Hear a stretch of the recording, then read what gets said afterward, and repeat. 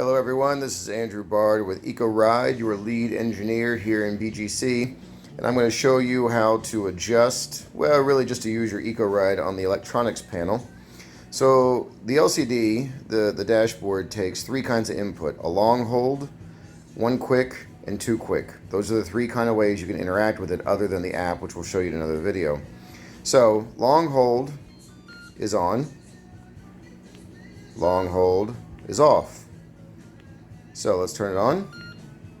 What you'll see here is you'll see your speed, your battery. Now batteries on electric kick scooters are approximations. As the battery drains, it loses voltage and it tries to approximate your range here. So don't take this as gospel, but it's a good, pretty decent indicator of where you are in your battery life.